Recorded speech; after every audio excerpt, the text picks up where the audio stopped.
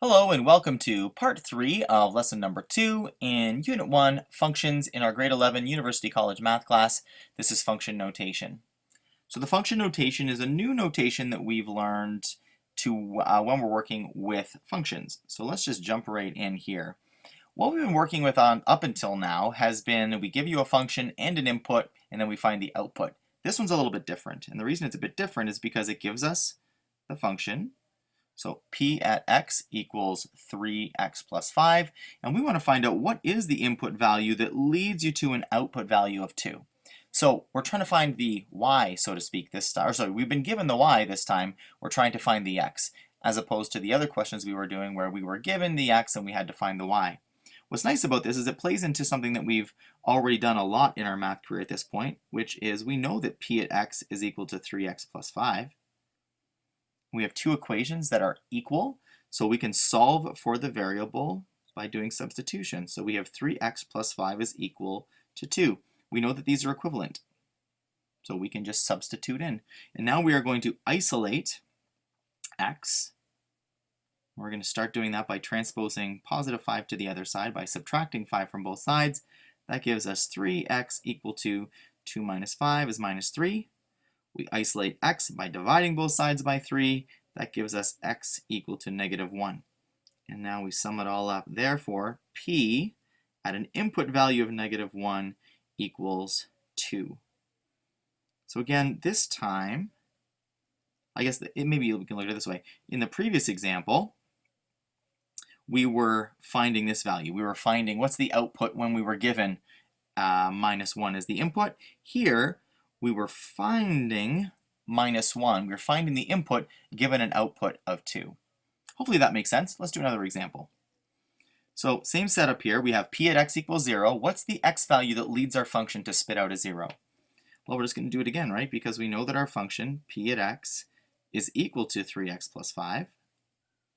These two things are equal, so we're going to set one equal to the other and solve for x.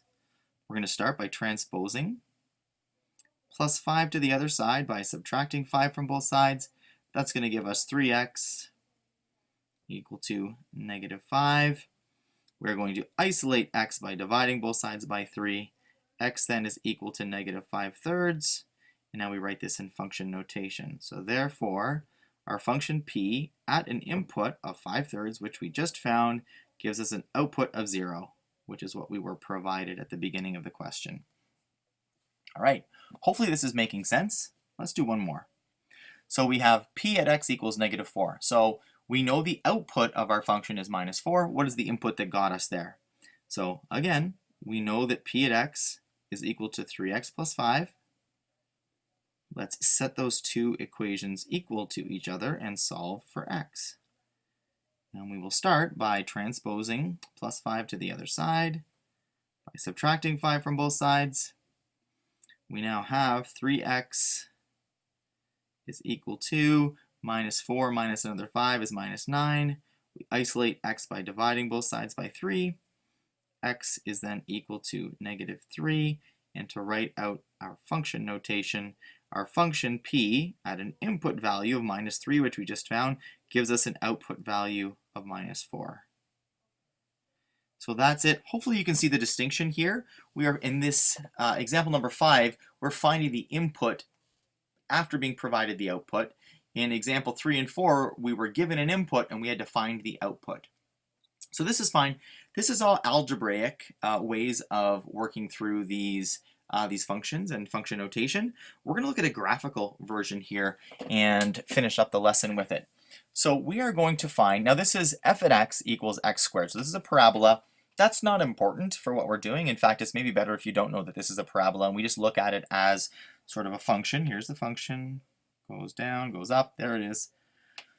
We want to know, what is our function doing when it has an input value of 2? And remember, the input values here, these are our x's. They show up on the x-axis, and our output values, the y's, those are our f at x's.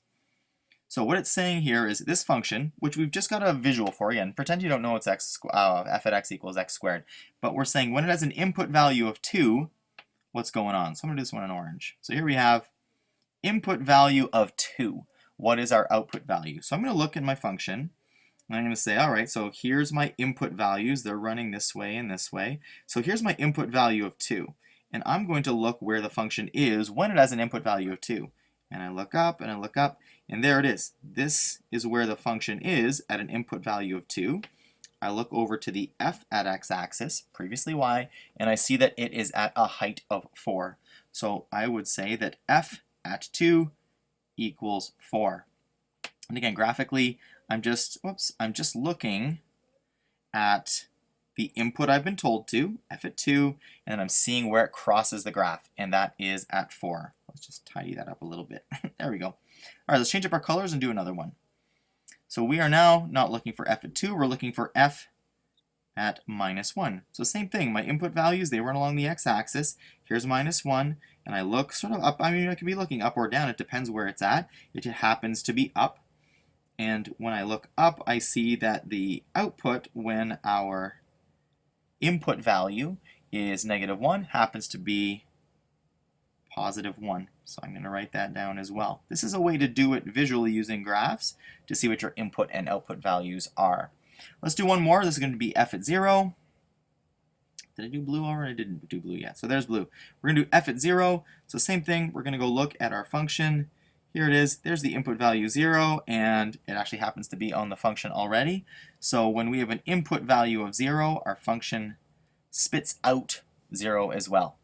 So that's if you've been given input values. What if we've been given output values and are asked what the input value is that got us there? Similar to example 5 that we just did. So it's asking us, let's change up our colors again. Let's do hot pink this time.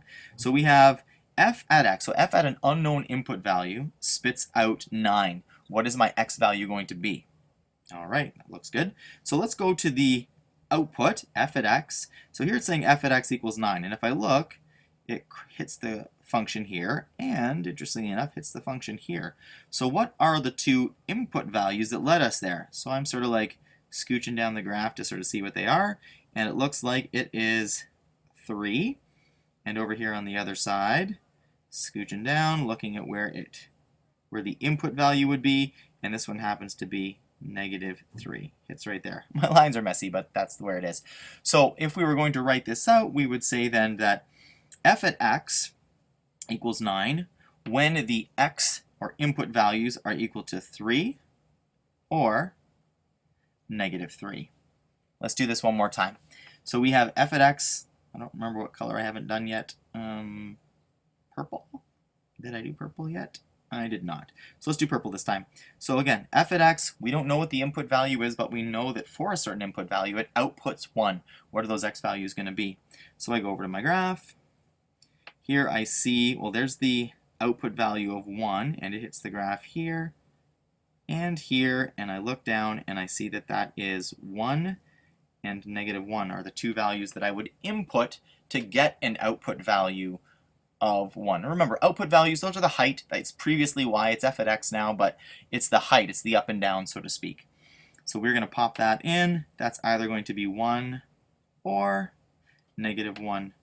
And there you have it. That is our lesson on function notation. We worked with a graph. We sort of used function notation with an input to get an output. We used function notation with an output to work backwards towards an input. This is a bit much. I know it's a whole new way of looking at it, but it's not radically different from what we knew before. We're going to save that for the next lesson. That's a totally new thing you've never even conceived of before. So let's not hurry off to lesson number 3. Let's just spend our time here on the homework for lesson number 2. If you have any questions, reach out, email, in person, in our video chat in the classroom, whatever way you need to. Get a hold of me if you have any troubles. Otherwise, good luck with the homework, and when you're ready and up for it, we'll see you in lesson number 3.